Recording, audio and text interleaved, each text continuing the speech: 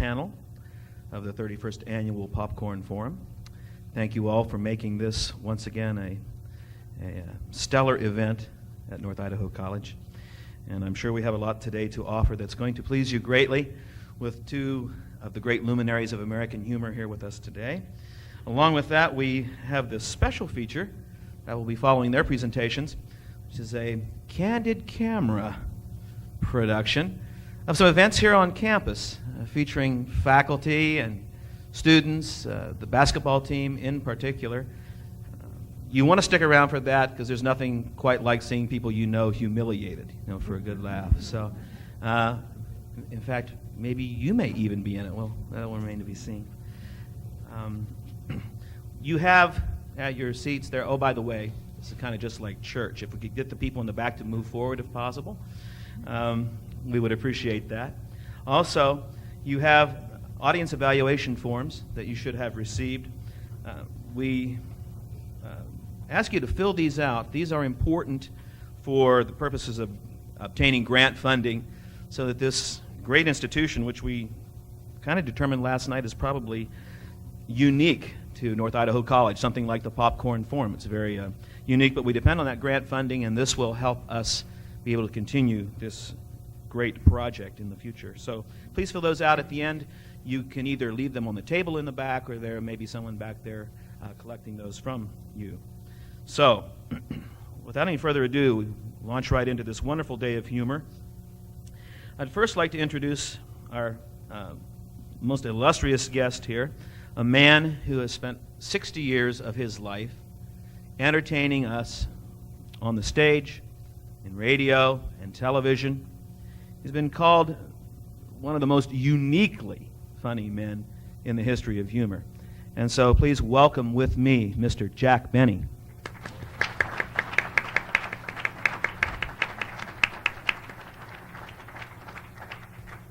Thank you. It's good to be here. Greetings, ladies and gentlemen.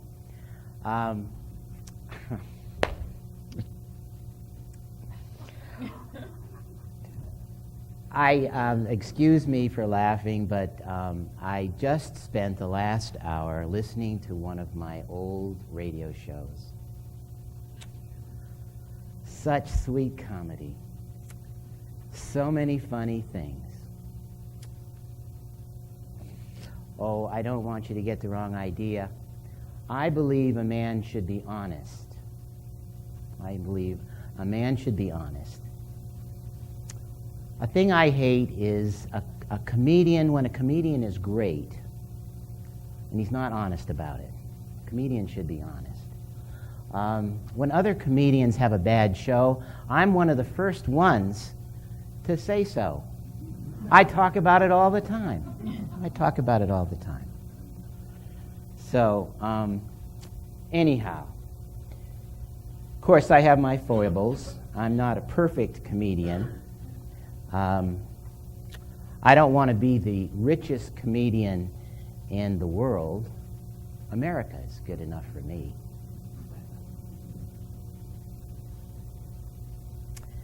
Well, you wouldn't know this, and this is Tony Stewart, who's asked me to come here, wanted me to kind of share some of my humor and some reflection about how I came to be a comedian. And I want you to know that for 60 years, I was terribly, terribly nervous before every performance, and this one is no exception. I want you to know that I have never said anything that hasn't been scripted. Every single word, every single pause, every single reaction was planned and worked over and changed and polished. I've had, writers who, beginning in the 30s, were making $250,000 a year, and that was good money in those days. I mean, really. And these writers, I would go places like I went to Fred Allen's show once, and he got really sassy, and he didn't have a lot of writers. And he simply ad-libbed a lot. And he said some outrageous things to me, and I said to him, if I had my writers here... So anyway, I'm really glad to be here. I never finished college. I never finished high school. My mother wanted me to play the violin, and she insisted that I take violin lessons and become a concert violinist. And it was just too much work. I didn't know what I wanted to do. I'm not sure I still know what I want to do. I feel like a guy who got on a train and just accepts what's going by, and when I get off the train, I accept where I am. And I've been that way all my life. Vaudeville, at the beginning, vaudeville, and then radio, television, and all the things that I've done in my career have really just kind of come along. I mean, I was in vaudeville playing the violin one day. I had no intention of being a comedian. And, I'm playing the violin, and nobody's paying any attention to my violin. So some friend comes out on the stage and says, "Put the fiddle away. Put the fiddle away and just start talking." And to my complete astonishment, just talking about what was going on, and in those days, times were bad. Times were bad in the 30s, in the Depression. And people were worried. They were upset, and they were upset in World War II. And I just started talking, and I couldn't believe it. People were laughing. But very soon, I had my writers help me develop a character who was essentially a victim, a walking inventory of everything that's wrong and foolish with all of us. And I know my radio audience had a break from the Depression and from the war, and perhaps they learned a little to forgive themselves.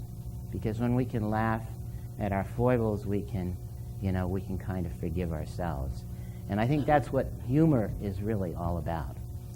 I went into television, and it was really different. Radio is very intimate. When someone's listening to you on the radio, their imagination is at work. For example, one of the funniest things that happened on a radio show was I said, well, I'm going to go next door and get a cup of sugar. And I had a tin cup. Of course, nobody in the listening audience could see that.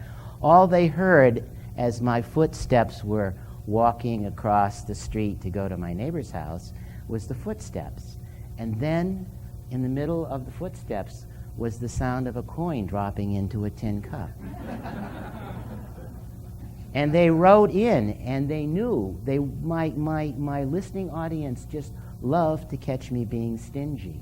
Absolutely loved it. Absolutely loved it. I've now forgotten the next thing I'm going to say. Normally, I have these big cards that I read here. Essentially, the thing that probably was the hardest to put up with because of my mixed emotions was my cast, my family, and my humor would have been nothing without my family, without Dennis Day, without Rochester. Simply would not let me play the violin on the show. Simply would not let me play the violin. I'd be out on the stage, perfectly nice kind of a guy, gentle guy, and I'd call for my violin, and somebody would throw it out from the wings. It would land on the stage, and most often it broke. Very frustrating, very expensive. But my audiences loved the dismay and the unhappiness that I experienced. And my age. I've been 39 for years. And most of this stuff we discovered.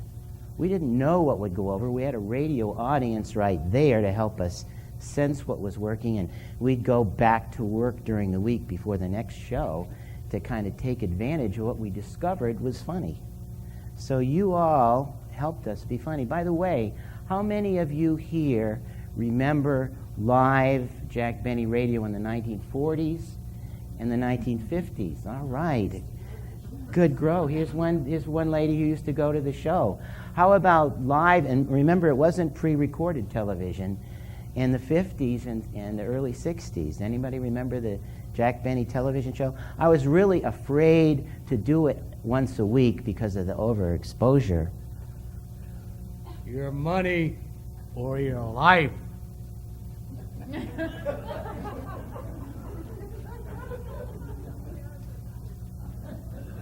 Give me your money, you galoot, or I'll plug you. I'm thinking.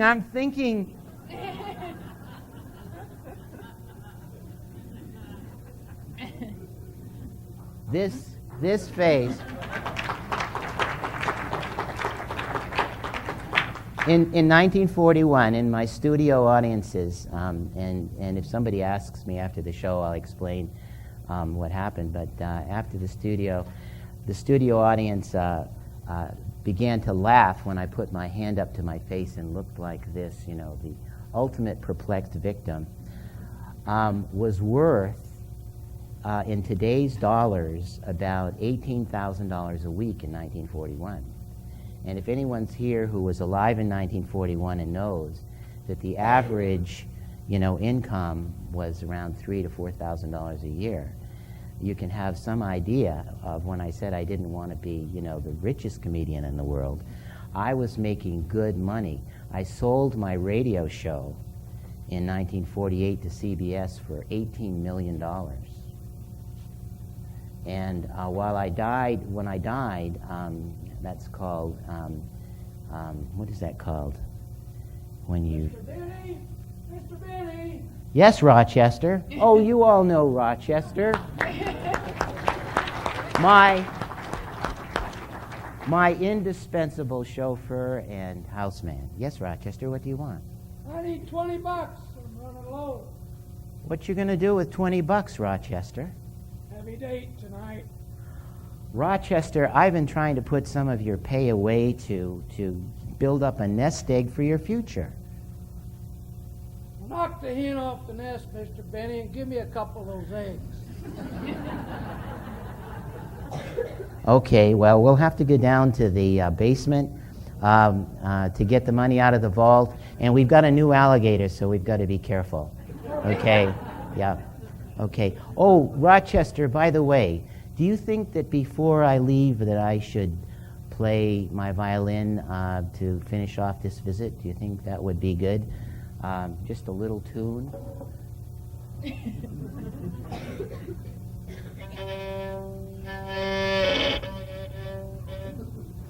Well, I don't really have a lot of time left, so I'll tell you a story about my violin playing. One of the things that I'm most proud of is that I helped symphony orchestras around this country and in other countries raise money in the 50s and 60s and early 70s. We raised almost $6 million to support symphony orchestras, over 100 of them. And I also helped save Carnegie Hall. One of the really proud moments of my life is I actually played the violin in Carnegie Hall, and that one night we raised $250,000, and along with Isaac Stern and some other folks, we saved Carnegie Hall. Whenever I was billed with an orchestra, every seat was sold. And, you know, while I'm not a superior violinist, I will acknowledge that people came not so much to hear my violin. I'm really happy to have done those things because I was a comedian who started out his career in 1910 at the age of 16 playing the violin in a vaudeville theater in Waukegan, Illinois. So Rochester and I were really glad to be with you this afternoon, and you have a beautiful, beautiful place, and thanks for being here.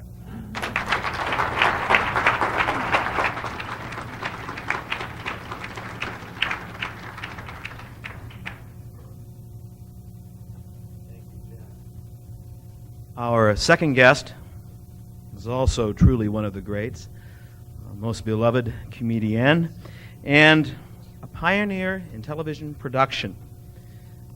Her wonderful show, I Love Lucy, continues to entertain and bring laughter into the homes of Americans even today. Ladies and gentlemen, let us welcome Lucille Ball.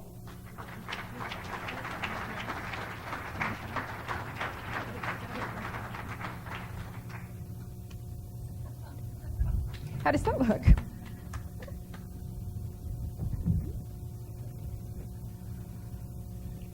Hello? Hello. You want to see my Pekingese dog?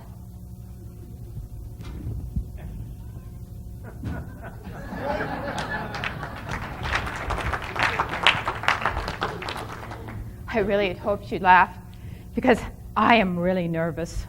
I am really nervous about public speaking. I know you're forced here at the college to do this awful thing, and it makes me very nervous because you know what I'm worried about?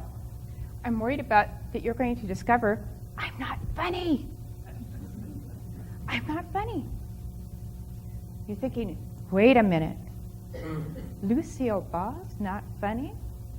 Well, the only way I even got trapped into this is Mr. Stewart called and asked me to be here today, and he said that I would have an audience. And I love an audience, but I don't like public speaking.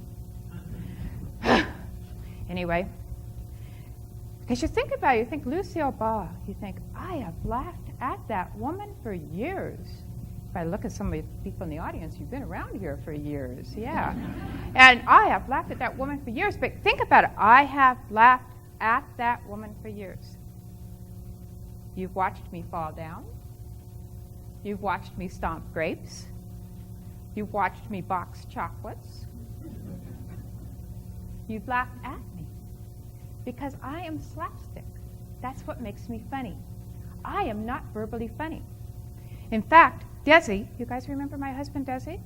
Desi used to keep me off of radio and TV shows, the talk shows that are so famous now, but he'd keep me off those talk shows because he didn't want people to realize that Lucille Ball was not funny. So today, I was thinking about, though, they told me I had 12 minutes to tell you about my 78-year life. So what would I talk about? So I decided I would just focus on the I Love Lucy show. Does anybody remember I Love Lucy? Oh, yes, it doesn't surprise me at all. Well, let's step back just a little bit here, and let's talk about Desi and how Desi and I got together. Desi and I met, and we met on a movie set. I was 29, and he was 23. And for those of you who haven't gotten through your math classes yet, that makes me 6 years older than him. Yes, I had a younger husband, and we had this whirlwind romance. And after 6 months, we decided to get married. And my friends told me I was crazy to marry him.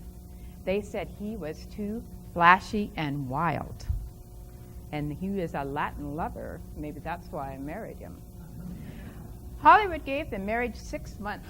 I gave the marriage 6 weeks. The marriage actually lasted 20 years.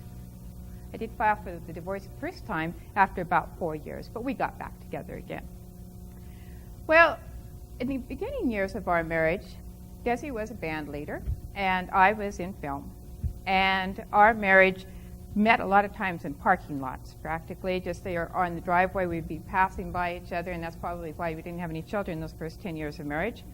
And it was a hard life. It was a very difficult life. So I saw an opportunity of how we could work together and save our marriage, and also later on figure out how we could make a lot of money. Well, I was doing the radio show called My Favorite Husband. Do you remember that? You probably remember My Favorite Husband. And this was in the early 1950s when television was just starting to come around. And they were starting to take shows like My Favorite Husband to the TV networks. So they asked me to take my show, My Favorite Husband, to TV.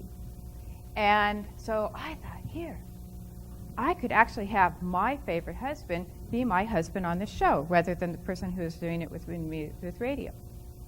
Now, the sponsor or the producer of the show at that time said, wait a minute.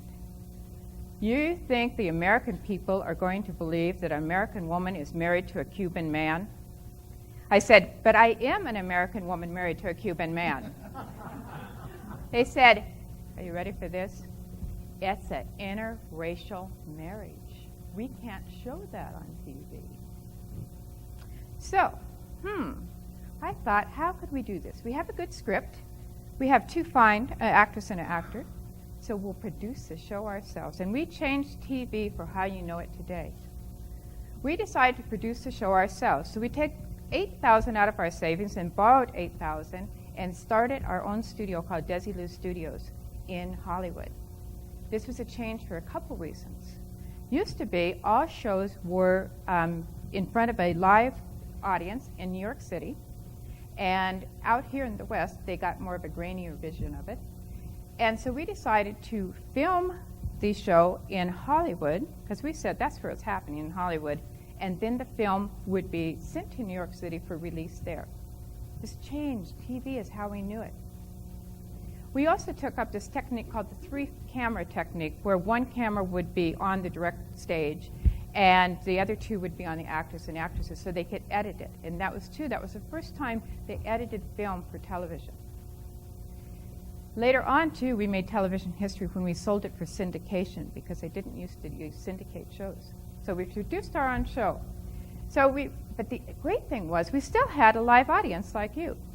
We produced a show in front of 300 people every week. Believe it or not, there was only 178 of those shows, or 179 of those shows were filmed. Only 179 episodes were done.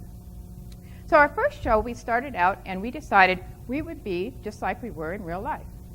Desi would be the band leader, and I would be the movie star. And after the first show, they said, it's not believable. We can believe that the Cuban can be the band leader, but we can't believe that you can be the movie star. So they decided that to change the writers, which Jack mentioned the writers. We had been very good writers, and the writers changed my part to be the housewife. The housewife, the frustrated housewife that wanted a career. So you think about it, and in fact, the show was actually supposed to take place in New York City, and the actual address of our show would have put it in the river in New York City, so the address was a little bit off. But so you think about why I Love Lucy was so successful. Because people could identify with what was going on then. This was in the 50s. A lot of women were starting to work outside the home. But I also dealt with things that most of us could think about that happen in our daily lives. Buying the new bathing suit, buying the dress, paying the rent, dealing with landlords, dealing with friendships, like my good friend Ethel. So you think about this. The only difference is they took really common things and made them a little bit zany, because that's what made us laugh. A simple thing like overdrafting your checking account. We've all done that. But we probably haven't written on the back of a check to the teller, be a lamb and hold this check for a month. Yeah, and that's when the famous one came about where they challenged, Ethel and I decided to get the job in the candy factory. And I know none of you have ever done this either. We lied on our resumes and we said that and that's where that. So you think about all these things that happened. Well, I gave birth to my first child, Lucy, 6 weeks before the beginning of the filming of I Love Lucy. And after the end of the first season, which was we were put in the #1 spot in America, I discovered I was pregnant again. I was very upset. Not that I was upset I was pregnant, because I really wanted another child. But why I was upset was I knew that this would have to delay the filming of I Love Lucy for a year. Boy, I wring my hands and stuff, and it wasn't so much. I finally had to tell the producer of the show, Oppenmeyer, that I was pregnant. And he said, what a gimmick. Lucy is pregnant. This will sell more shows than ever. Well, the sponsor at the time was Philip Morris. Yes, Philip Morris is, yes. And Philip Morris said, this would be great, but we'd have to make some very changes in the show. I think this is really interesting. One of the things that they changed in the show was I couldn't smoke while I was pregnant. I could still be around all the secondhand smoke, but I couldn't smoke myself. And also, they had to have every one of the scripts had to be run by the rabbi, the priest, and the minister to make sure we didn't say pregnant. In fact, and if there's any French majors out there in the audience, they'll realize I'll mess this up. The first show where I announced my pregnancy is called Lucy is enceinte, which means Lucy is pregnant. We had to use the French word, because I guess in France it's okay to say that. We had to say things like, Lucy is expectant or the blessed event. And at first they were going to even kind of just like announce the pregnancy, and then they were going to have all the shows filmed, for you know how they do that with the neck up, so they would never see that I was in the family way. And but then, think about this. This is 1952, 1953, the year of the baby boomer. Half of America is pregnant. So you think about this. everybody could identify with this, with me being pregnant, and things like I would do, like I took the art classes to, make sure that my baby was going to be artistic and things like that. Well, when the baby was going to be born, my babies were born cesarean, so we could actually figure out the date pretty close. And there was bets across America if it was going to be a boy or a girl. We wrote it into the script as being a boy because that's what we were hoping for, was a boy. And the baby, little Ricky, as the TV audiences knows, and Desi was born on January 19th, 1953. Over 44 million people watched that episode. Some of you probably watched that episode. 1 out of every 4 Americans watched that episode. Think about that. More people watched that episode than watched Eisenhower's inauguration or the Queen's coronation. They were obsessed with I Love Lucy. They were obsessed with little Ricky.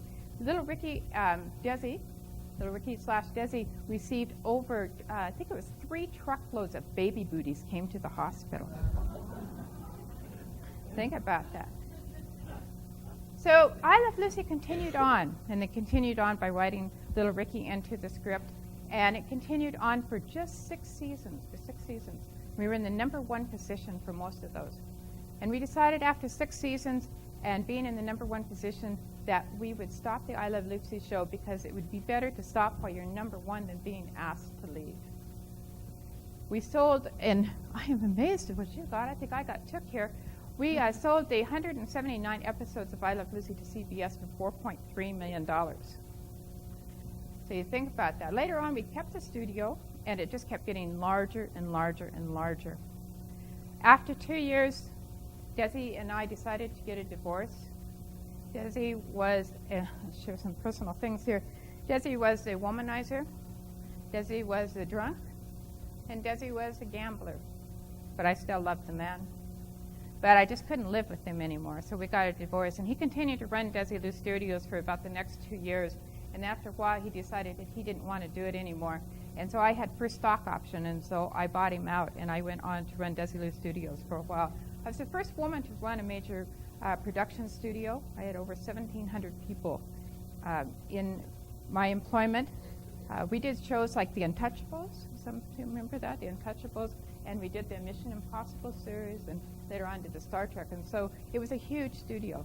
And later on, too, I decided that it was too much for me, too, and it took me away from what I really love, entertaining and the audiences and stuff, and so I sold out. Well, I see that they're running the credits now. So when you think about this, when you hear, I knew the song earlier in the day. What is it? That's close. That's about as close as I was going to get on it. Yeah. When you think about that.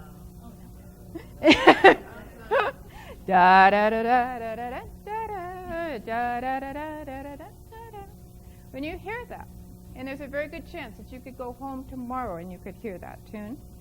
And think about it. Over 80 countries in the world watch I Love Lucy almost every day. Every major American city shows an I Love Lucy rerun almost every day. And think about it, this was filmed over 50 years ago, and we're still laughing at the same things. So, when I died, the Los Angeles flags were flown at half-mast. And in front of one of the studios, they put a big sign up that says, "Heaven needs a good laugh. Goodbye, Lucy."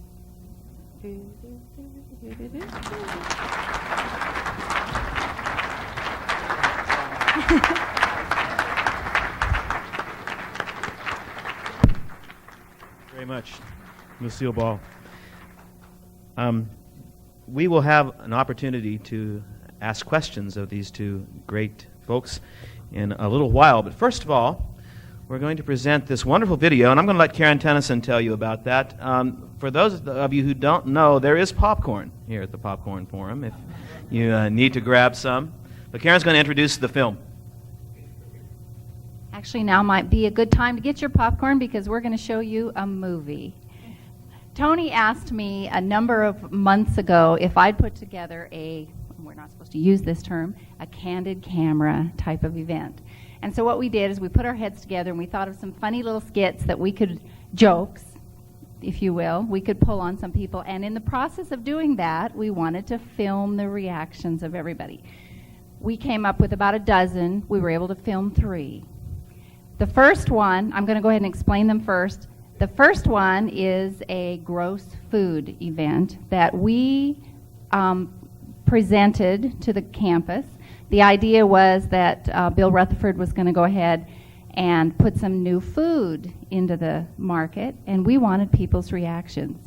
Unbeknownst to them, we made the food really bad. We put like 4 cups of salt in one of them, and another one had so much mustard, people's eyes were watering, that sort of thing. The problem was everybody liked the food. We were not prepared for that, but we did get a few people making some pretty funny faces, so you'll have to watch for those. Mary in particular is pretty cute. The second one was my personal favorite. We worked with the Cardinals basketball coach here at North Idaho College, Hugh Grant, which I'm sure a number of you know, and we asked Hugh if he could ask his basketball team if they would make a training film for the next year's team. And so when they came back from their nationals, he proposed this to him, said, you know, I'm not going to give you a choice. You're going to do this because it's good for you. You need the exercise and the practice, and next year's team is going to benefit from this film. Well, unbeknownst to the team, we asked the ballet instructor to teach them ballet. So you'll get to see our basketball boys taking ballet lessons. We did reveal the truth to them at the end, and all they wanted to know is where could they see the film. And the last one we did, let's see, I'm drawing a blank.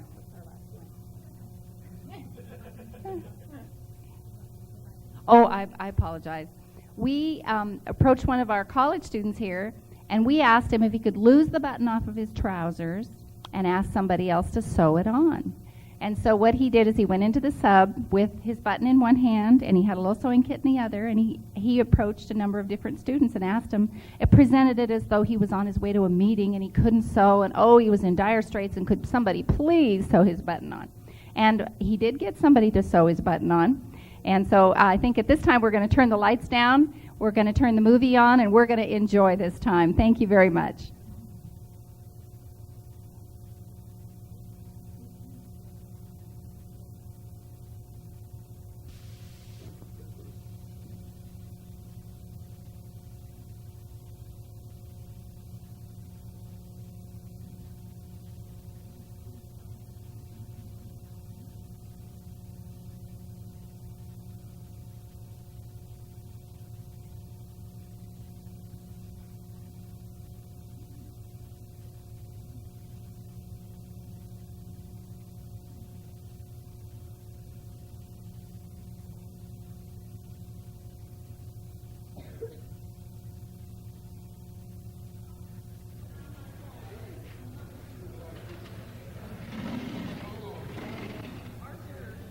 Still the same thing? Yeah. Thank you. Yep. Come on, Doug, try some free food. Okay. Did you eat that sandwich? Yep. Yeah, I think it's tiny. Okay. Did you try all 3 of them? I didn't try this. You don't like it, dude? I'll choke it down though. Does it 3. Good deal. Thank you. Spicy? Spicy? From what I've heard, yeah, it is a little bit spicy. Yes. You want to try here? There's some water right here if you'd like. Water. All right. You don't have time? Okay. All right. Water. What's up, dude? You want to try some free grub samples we're doing for the market? For the market? Here, try this one right here. Huh? You didn't make salt. I didn't make them, no. Try that? Thanks, dude.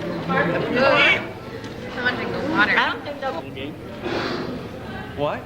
Okay, I'll play your solo game. No, I was sitting outside with a friend, and you hear like sirens go off for the following 15 minutes. Actually, we have time, it's gone. Wednesday. Wow. 9:30, quarter to 10 in the night, at night. And we've got... Want to try some food samples there, Todd? Yeah, man. A little salty. A little salty? Whoop. Yeah. So what we got here? And then you're gonna sell water for $6 a bottle, right? Yes, that is. Yeah, green ketchup there, Cody. Try some. What is this? I like that. This is salt and barbecue beef. Wait, you gotta fill out a form, baby. Oh yeah, he's a man. Can you dish up some barbecue? Who's the man? What's that? Can you put some barbecue beef? Alrighty. Hey Tim. What's up? Try the herring. Not bad, dude. It's good. Not bad. What's up? Kill you, dude. Is it a little salty? Seal of approval? Got a little salt in there. Yeah. From what I understand. Wow. It's just like the farm. Salt and vinegar. Did I sample some of our free food there, man? Alright. This is the pickled carrot. Stay there. Get your knees out over your toes. Push your knees back over your toes. See how my feet are turned out to the side? Keep your back straight. Push your knees back. Stay there. Back. Stay there. Back. Push your knees back. Your arms. And back. And back. I can't do it. Back. And back. Push those knees. Back. Feel it, inner thighs, inner thighs. Back. All the way down, squat. Get your head down to the floor. All the way down.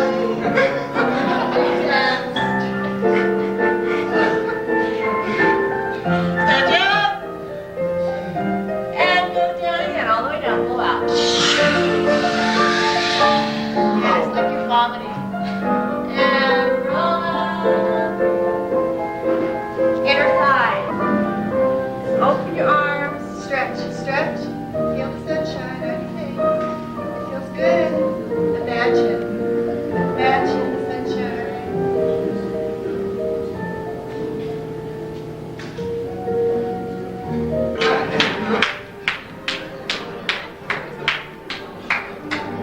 Keep going, all the way.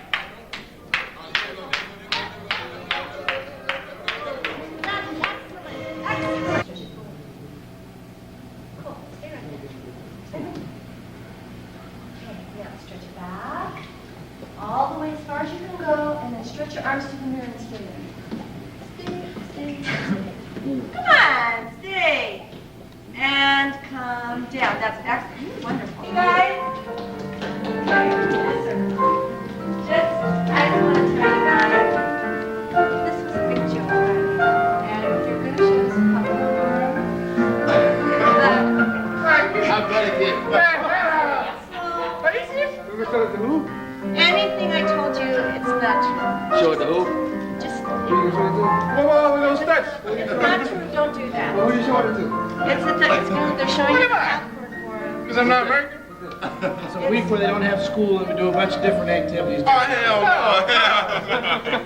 Oh, this is Great, great, guys. Is it gonna be here on campus? Yeah, show Oh, watch it then. When they gonna be showing it? And you the whole time, let me spin it with the basketball like I was doing. So you guys, thank you. Yeah, well, actually, I was actually going to ask you guys if one of you could help me. I have a meeting I have to go to, and my button fell off my pants. And I don't know how to sew. So, could you guys, like, sew it on for me? So your button onto Yeah. your hand? Yeah. Well, it's really important. I can't go into my meeting without my button. I have a small time. Come on, just give it a try. Do you have a needle and thread? Yeah, I have. I went to the office and they gave me stuff. So, Go and they for said it. if I could find something, sew it back on for me. Oh my god. You're the one who sews. I don't know how to sew. See, I don't know how to Sorry. sew either, so that's why I tried earlier. But Well, all you have to do, here, I'll show you. I don't really want to do it. You take the needle in, and then you come out, and you just like crisscross. You crisscross. Here, give me a needle. You ready? know how to thread it either, so that would be... Can you just perform it for him? Like, Yeah, Do it. it's one of those stunts we have to get on camera. It's like the scavenger hunt, you know? We have to get a girl to sew a needle, or I mean a button on his pants. Like the MTV kind of deal. You guys watch MTV?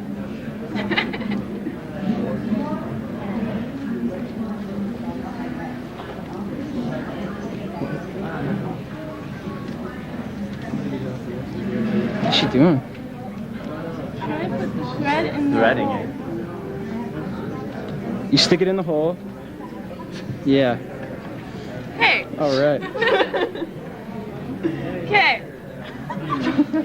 You can do it. Do it. Don't stab me, okay? You have to cut it. Here. I can cut it. Like half this. Yeah, don't poke.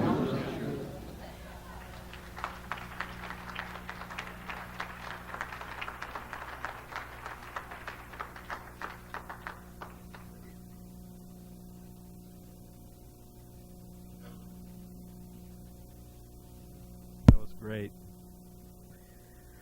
Well, we now want to open up the floor for questions for both of our guests here. So if you've got a question for Jack Benny or Lucille Ball, we've known these people for a long time, so we ought to have some questions for them. So who'd like to begin? Question for Jack Benny or Lucille Ball? Back there.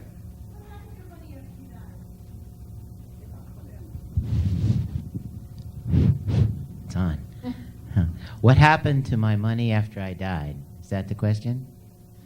Well, my daughter Joan, who was adopted daughter, was the inheritor of my estate. It was about, I would say, probably about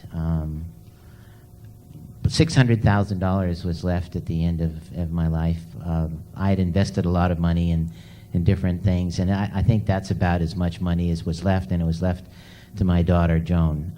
A lot of the money that I received for things like the radio show, of course, was eaten up with taxes and that kind of thing. I died when I was 80 in 1974. That's called, what's that called, indefinite retrospective? Is that what Clay Jenkins calls it? Yeah. Can I dovetail off that question? Because you might have gotten more for your show, but I must have invested my money better. My estate was at $22 million when I died. But also you have to realize that I came from a fairly poor childhood, and I was very stingy and stuff. I used to save all the pencils. Even when I was the president of the board, I would go around after the board of directors meetings and collect all the pencil stubs and bring them home. And I would have boxes of these because when we were kids, we could never afford pencils. And so I would always scrounge up all the pencils. So I had an estate of about $22 million when I died. Let me just add that we did a lot of entertaining.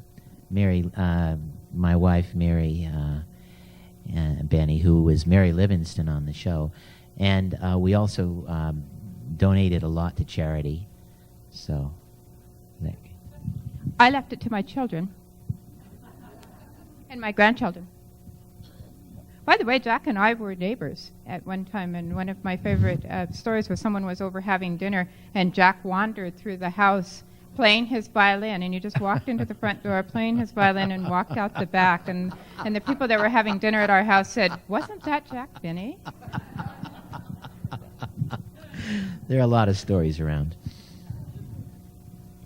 Another question, and if you'll hold up, we have a handheld mic for those of you who want to ask questions so that we can get this recorded. Back here.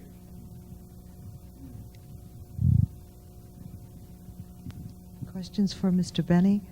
The character Rochester, is that his true name, or did... Rochester was a show name for Eddie Anderson, who came to the show in 1937 and was such a hit that, and a lot of folks criticized me in the show for having a black person as a butler and a chauffeur, but actually Eddie Anderson was one of the wealthiest people in Hollywood within 2 or 3 years of starting the show in 1937. That was still the Depression.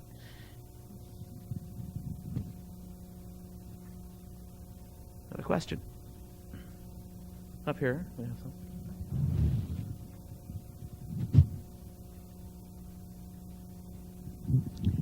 I'd like to ask both Jack and Lucy, how involved were you in writing scripts? Did you have a lot of people helping you, or did you predominantly do this by yourselves? Yeah, I had the same script writers for years, and they would write something, and then they were always kind of terrified of me because they would give me the script, and then I was sometimes not really tactful and say, this is a bunch of crap, get me something more. I was really involved more in the rewriting and but I had the same writers for years, and then the direction of the show, I often tried to take over the direction of the show, saying we should stand here or whatever, and so it was really a test of my producers and my directors to see if they would challenge me. I also had writers for years and years, and they made a lot of money, and they really are what helped me be funny. I feel I've empathized with Lucy when she said that she wasn't funny. I really wasn't funny either, but we developed a very precise model of a victim who was put upon by everyone, and everyone in the audience could empathize with that kind of thing in the daily life that happens. And those writers did it all. I worked with them. In fact, I spent most of my life on the show. But we were all a team. In fact, my wife's brother, Hilliard Marks, who came here in 1980 to do a show with Tony Stewart, the Public Forum, on writing for the Benny Show, was one of my writers and my producer up to the time that I died. And so writers were really, really important, and they made good money, very good money. Question in the back, right here.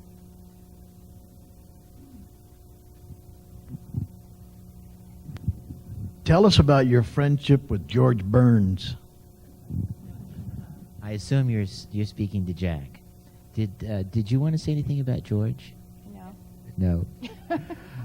George Burns was easily the funniest guy that I've ever known. How many people here, raise their hand, who do not know who George Burns is?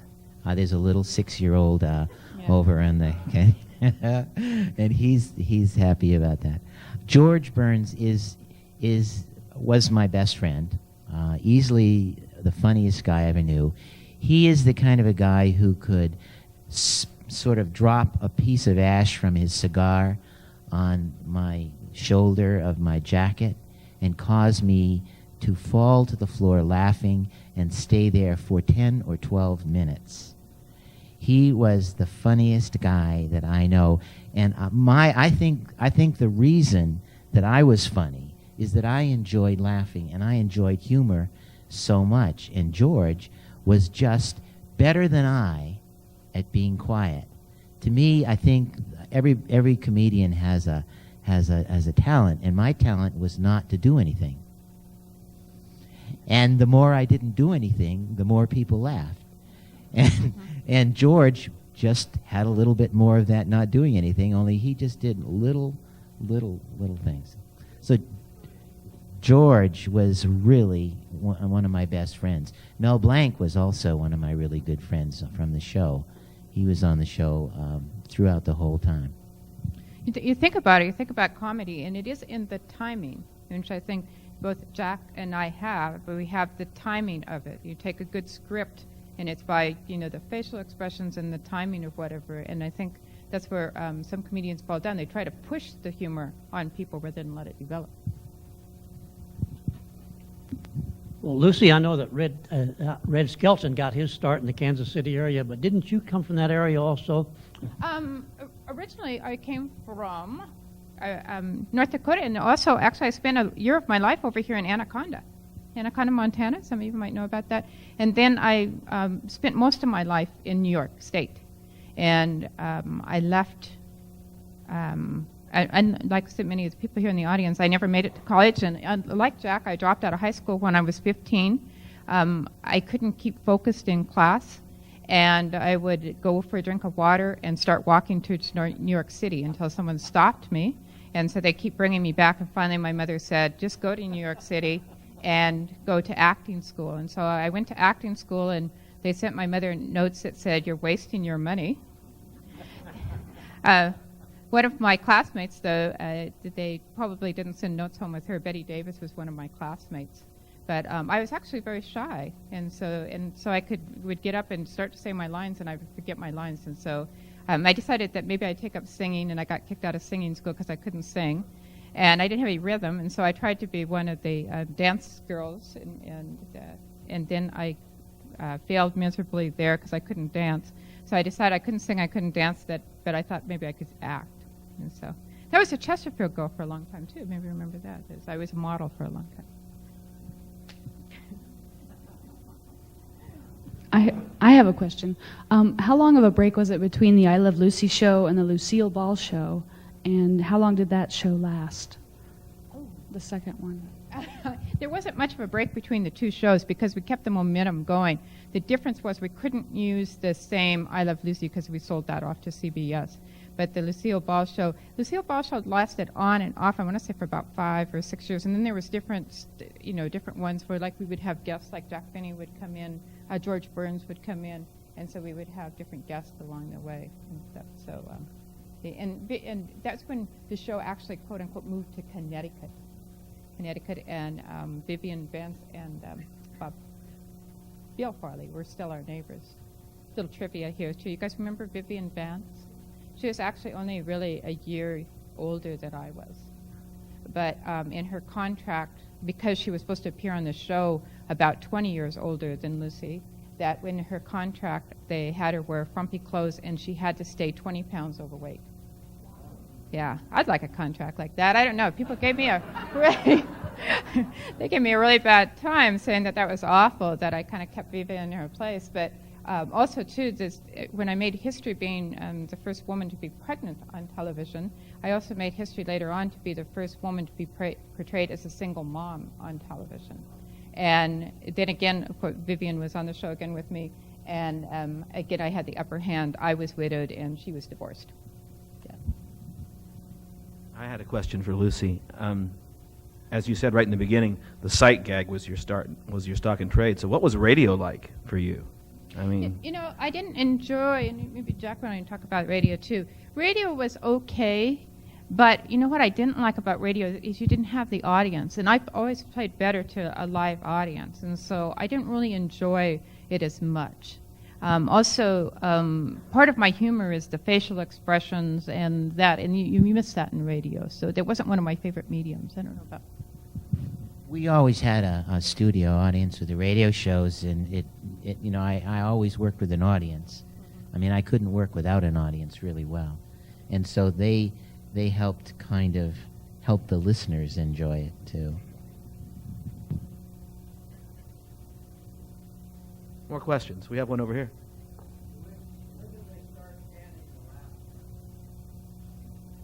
I don't know, but didn't you wish they'd shot him?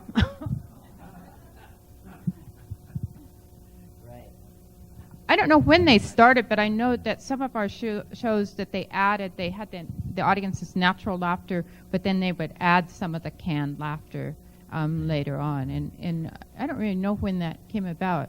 I know that I wish they'd stop it, but... Well, when they started taping the shows and we would do a little kind of funny gag scenes that required different settings, they would record their laughter, but... it wasn't much fun unless we had an audience for us.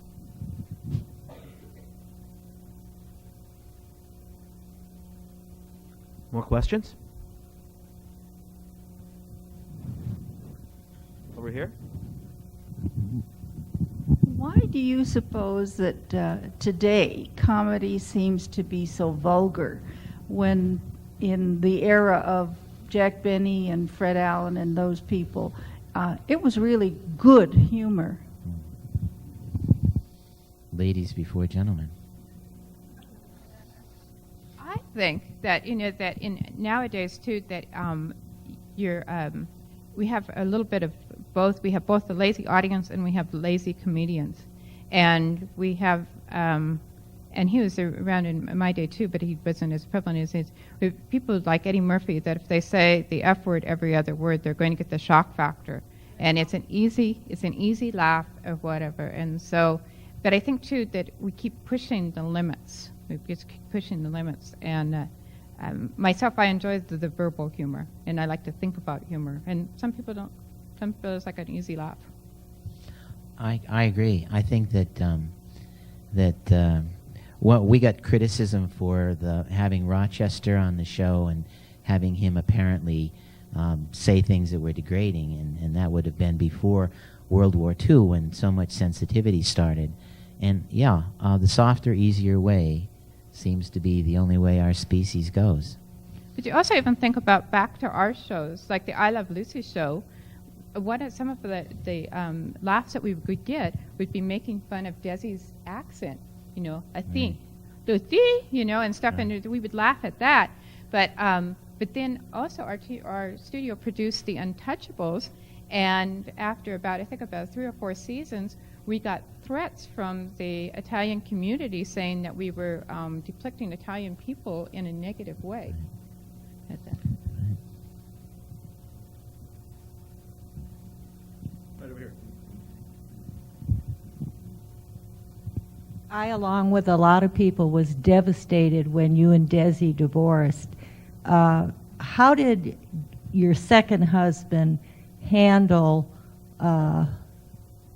people seeing you and Desi as a couple forever? And was it easy for him to be in the background after being such a successful comedian?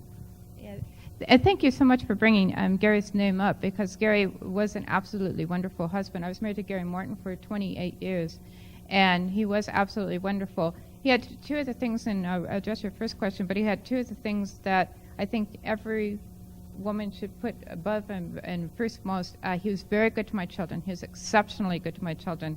He was probably a better father than Desi was in a lot of ways, because he was there and for them all the time. And he also made me laugh. He had a great sense of humor, and he made me laugh. He was very good about staying in the background.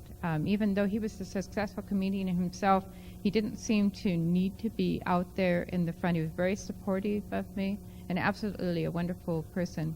By the way, he was 14 years younger than I was. That's also, I like that quality in a man, too. Lucy, you mentioned Vivian Vance and Bill Frawley. What was your relationship like with them off the set? With who? With Bill Frawley and Vivian Vance. Bill Frawley, nobody liked Bill Frawley. I mean, Vivian, you couldn't stand him. They were supposed to be married on the set, and she would used to read the scripts ahead of time, and she'd go, "Oh gosh, I hope they don't put me in bed with this old fart." Excuse me. And so she was. They just had a horrible relationship, and he also had a problem with alcohol too, which made him a little bit of a kind of a vicious person. But he added, we have to admit, he did add a lot to the show. And Vivian and I had, I would say, kind of like a sister relationship, the older-younger sister relationship, that we got along fairly well, but then at times that we would get into arguments or whatever.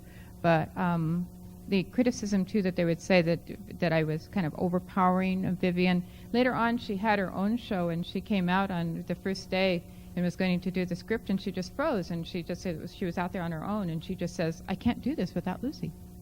So we were a good team, but again, we had our ups and downs.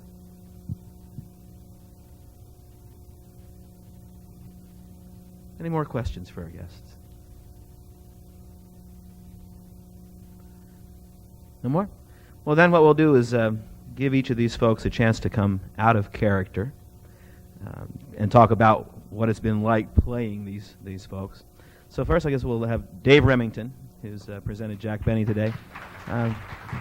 Tell us a little bit about what's like being Jack Benny. Well, first of all, I'm a librarian here at the college, and my friend Rochester, who is, would you stand up, Nathan, who is Nathan Hayes, is a student at the college. And without Rochester, I would be nothing. And I don't know whether you remember that wonderful New Year's Eve show where we both wound up on the couch at home in the studio, sitting, reminiscing instead of going out on New Year's Eve, and that was a real great show. Anyway, so Nathan and I have been working on this for a month or so, and I've been working on this since last November, and this is the first time that Tony told me to do this. The last two that I did, George Gershwin and Scott Joplin, I dreamed up, and it was very hard, very hard. The humor is a lot more difficult than I expected. Not only to understand it and think about it, because it was all emotional when I was listening to it. I was 7 years old in the Second World War, and so I remember some of his early radio shows. But it was very good, and I think that the folks who stand up here in front of you normally very nervous probably have the best job of all, because they get to know all kinds of things that nobody hears about in the presentation or asks about, but it's really a lot of fun, and in addition to the work. So I'm grateful to have had this chance, and I want to thank Nathan for helping me.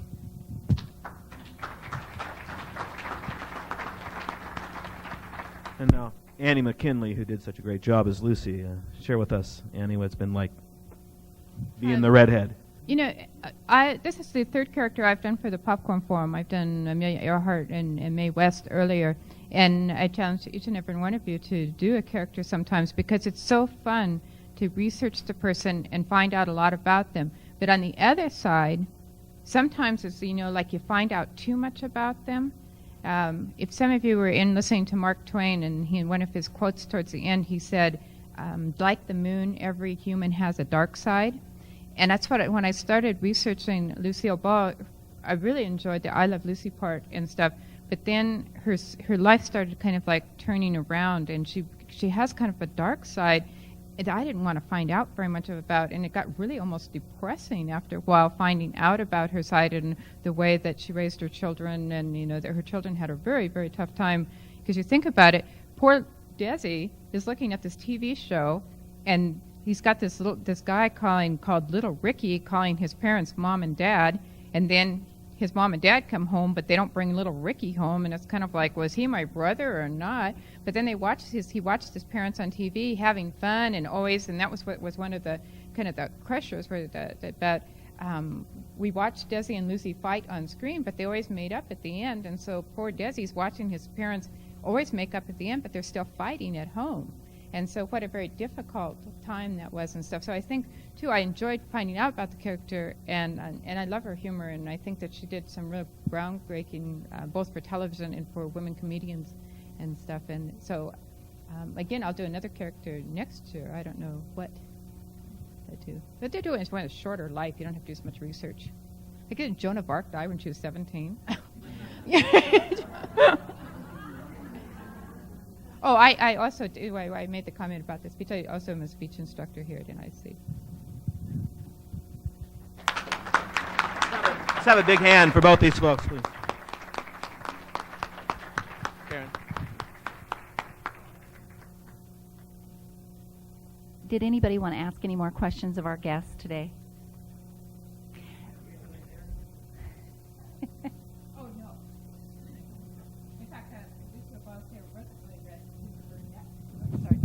Lucy was a brunette, and then she went to be a blonde when she was a Chesterfield girl. And then one of the beauticians that was working with her said, "You have, let's see, the dull brown on top, but the fire in the soul. So let's match them up." And that's when she became a redhead. This actually concludes our Popcorn Forum for this year. We do have a Human Rights Conference this evening, and if you've purchased tickets for those and have them in hand, we'll see you tonight. Otherwise, I'm going to go ahead and let everyone go with this thank you to everybody who's been involved in this year's Popcorn Forum, who's attended. And most of all, I want to say thanks to Tony Stewart. Tony works tirelessly to put these together. He puts in hour after hour. He knows so many people, and he just devotes himself to bringing this to campus every year. This is his 31st year. And I just want to say thanks to Tony right now, and thank you all for coming.